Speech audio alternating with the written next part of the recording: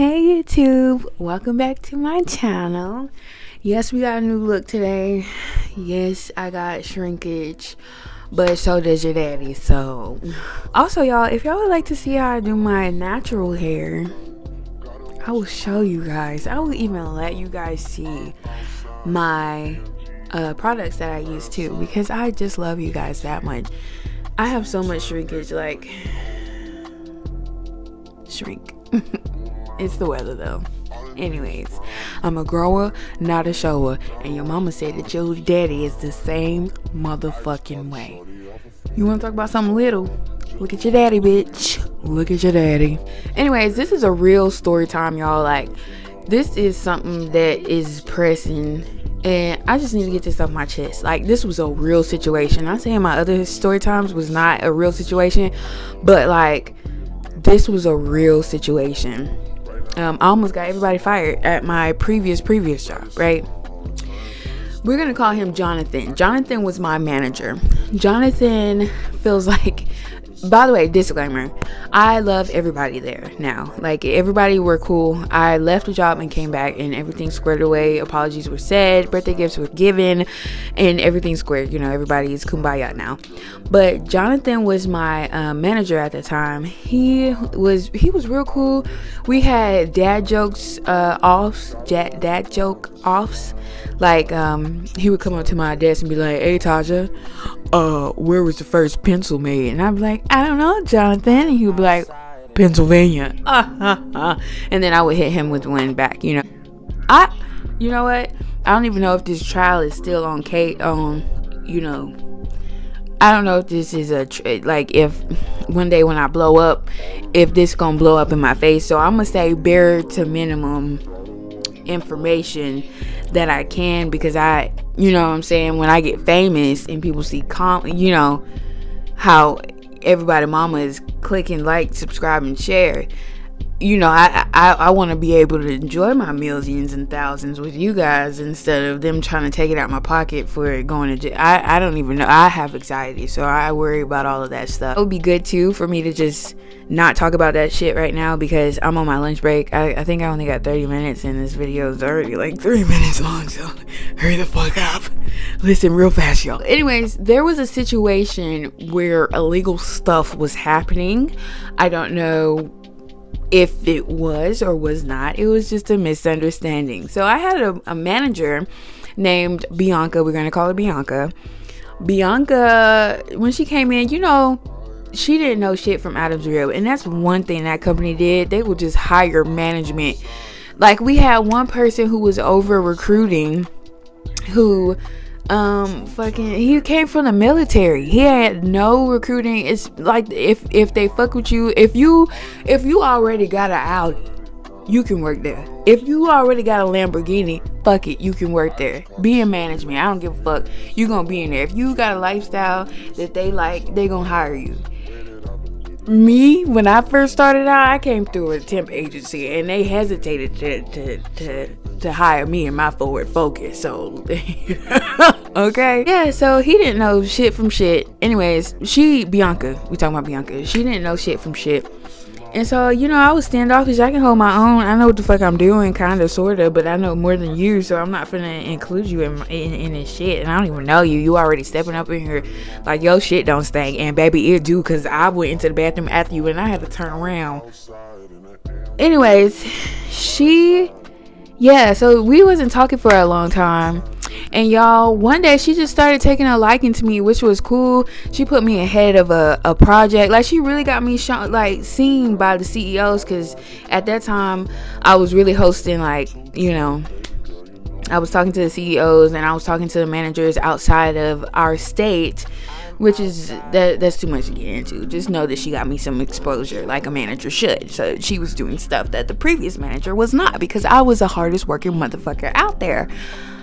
Anyways, so so she got fired because they let positions go. That's nothing, you know, that's nothing out of the norm. Like, they always letting people go for whatever reasons at that job. So if you get comfortable, just just don't get comfortable at that job. Like, just don't, like, because they could be in your face saying, oh my god, in 2 years, but then tomorrow they'll be like, oh yeah, we decided to fire you, so as soon as you clock in, I'll give you about 15 minutes to clear your desk out, and then once you get done with your desk, clock out for me. That's as much as I can do, okay? And they know about that shit from 2 months prior to the day that you just clocked in that Friday. She got fired, and she was very bitter about it, guys. Like, fucking bitter, okay? When I say bitter, she was fucking crying, okay? She was crying. So yeah, like, I take my breaks down with my car because I don't sit in the break room. That's when COVID and shit was about to burst. No, it was after COVID, but it was still kind of nasty, you know what I'm saying? So I was taking my shit in the car. Not my shit, I was taking a break. Why would you shit in your car? Please stay with me. I'm on lunch break. We don't have time to be okay. I see her getting her fat ass SUV. Fuck that SUV on everything I love, everything I stand for. Fuck that motherfucker. It was nasty as fuck. It looked gross. It looked like something Lilo and Stitch would have been rotting in the back of in 2022, whenever. Lilo, you wouldn't even find Lilo in that shit. It was the alien. She got out of the car and she was crying and shit. I mean, bottom lip quivering like a motherfucker. And you know, she ain't lick her lips at all. Just crusty as hell. How you sad and your lips still fucking crusty? You gotta let the tears ain't touching it or nothing. She ain't even lick her lips. I'm like, bitch, damn, you down bad, ain't it? You down bad. I felt bad because, like, she was really getting me out there and nobody else was fucking with me like how she was fucking with me. So yeah, I was like, okay, we can go get drinks and we can talk about it later. So when we went to go get drinks, we ain't talk about shit until the end, and she was like, oh, well, I'm pissed off and I feel like the owner, like not the CEO, but the owner should know about this shit. So she writing this man, texting him, telling her everything wrong that she done seen in her employment there, and how everybody's doing this, that, and the other. I'm like, damn, like, she real salty over this. Boom, fast forward.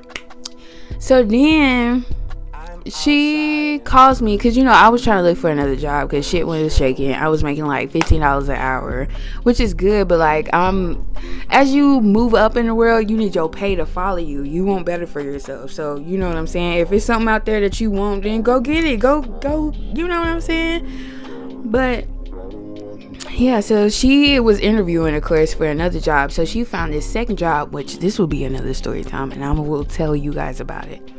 She did another story. She was out there doing applications because, you know, she lost her job.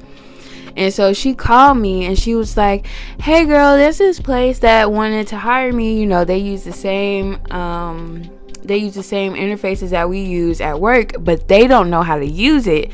So I talked highly about you to them, saying that, you know how to use the interfaces and all of this other stuff, and it seems like a really good company. I'm not going to work there because they can't afford me, yada yada yada. So I was like, oh, bet, that's pretty cool. So mind y'all, I go to the interview. They loved me. They wanted to hire me, you know, immediately, but, you know, they had interviews that was already scheduled, and I was just like a reference. So I was like, okay, go ahead and do what you got to do. I don't even know if I want the position yet, but yeah, do what you got to do. So Bianca called me after I did the interview, after they finally got me in there, and Bianca was like, oh, that's so good, I'm so proud, I think you'll really like that job, let me know how it goes, yada yada yada. And I'm like, thank you, girl, that's so sweet of you, you know, cool. And you know, at this point, I'm still not like accepted the job yet. I'm still like on the fence about it because it was the same pay as what I'm getting now, but I got paid holidays and I didn't have to go in on holidays, you know, shit like that. So I was still against the wall. Like, I need growth, but also what I was doing there would get me in another position that I wanted to be in, if that makes sense. So I was still on the fence. It wasn't like I just ruled it out. At the end of that conversation,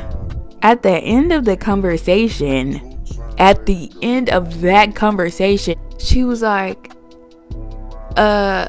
the owner is going to want to talk to you tomorrow because I feel like some information you need to tell him about. You need to tell him about some stuff. And I'm like, what are you talking about? I don't know shit. Like, what are you talking about?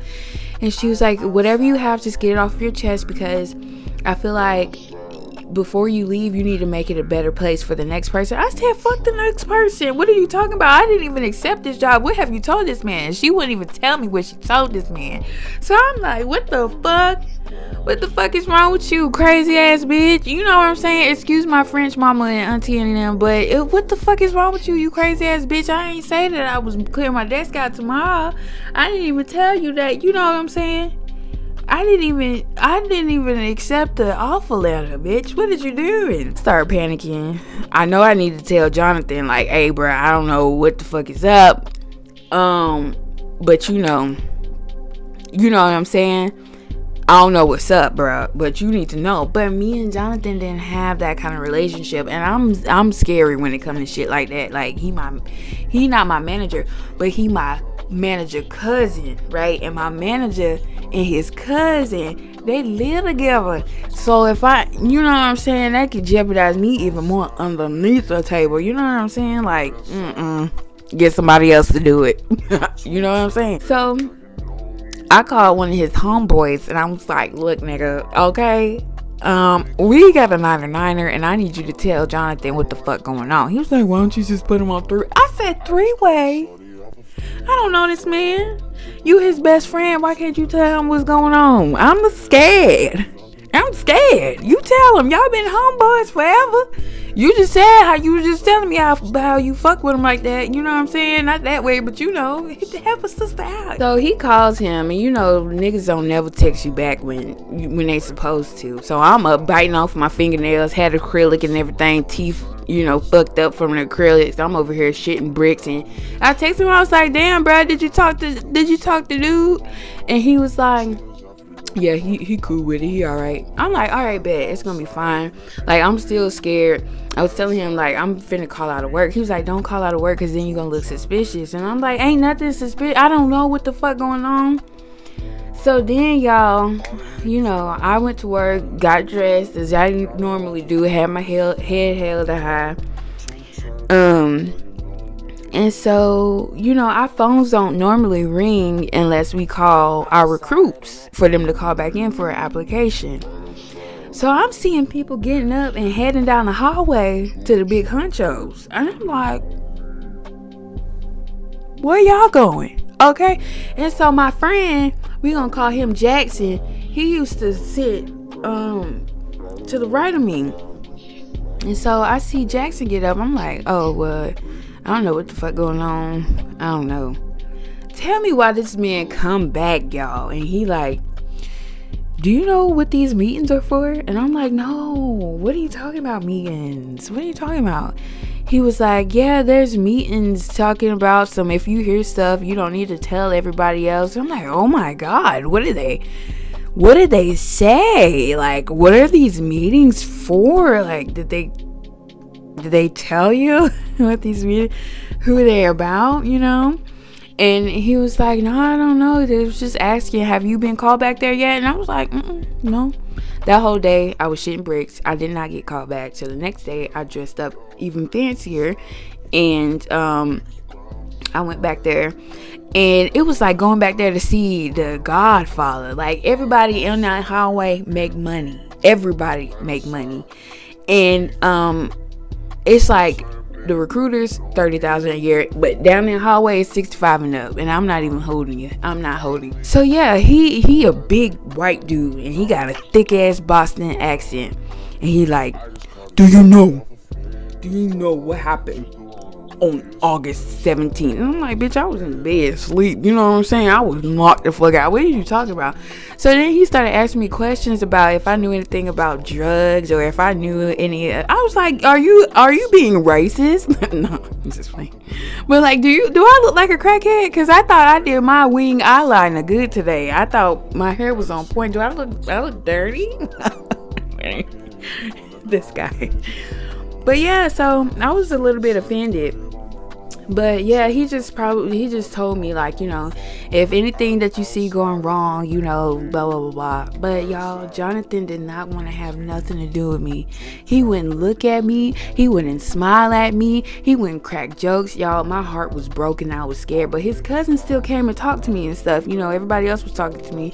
But it just really broke my heart that Jonathan didn't want shit to do with me. Anyways, I left that job to go to another job, and then I ended up coming back because fuck that job. That's another story time. And so when I came back, it was all cool and gravy. So I don't know if he got a promotion, he was feeling himself, or whatever. I think he did get a promotion, so it was all good. Jonathan stuck, you know what I'm saying? He not going nowhere.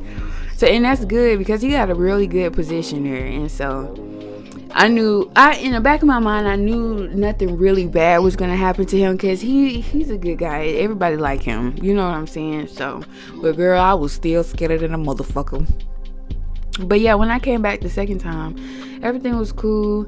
It's fuck Bianca all day, all 2020s, all 3030s, all 4040s, until I told her, I said, girl, you can't be doing shit like that. You can't. Like, once you get fired, you need to let that shit go. Also, what I want to leave y'all on is, I don't care if they coworkers or not. If y'all want to be friends with y'all coworkers, be friends with y'all coworkers in a situation like that. Because if y'all want to be friends, you friends from the time you start your clock at work until the end. How long do you need to hang out with friends? If you hanging out with friends more than 8 hours a day, what the fuck is wrong with you? You know what I'm saying? I got a social battery, and I don't even like for people to spend the night for real. I'm sorry to the friends that have spent the night. You know what I'm saying? That's just not my cup of tea. It takes a few times for you to spend a night for me to actually be able to fall asleep with you while you're sleeping here, but don't take that personally. Anyways, but yeah, like after 3:30, I don't know your ass. After 6 o'clock in the morning, I don't really know your ass, because it's been 8, 12, 11, 10 hours that I've been hanging out with you. And if you feel like you gotta hang out with me outside of work and do the things that you want to do with me outside of work, you don't have no business doing that. Drinking, smoking, weed, crack, I don't give a fuck. We don't need to be doing none of that. So I know you from 6 to 6, 10 to 10, 8 to 4, 9 to 5, baby. I don't give a fuck. That's when our friendship ends and begins. Anyways, y'all, this has been a very great lunch break. I gotta go eat some food and drink some water before I get back on a call with these truck drivers. Wish me luck, and always remember, I love you.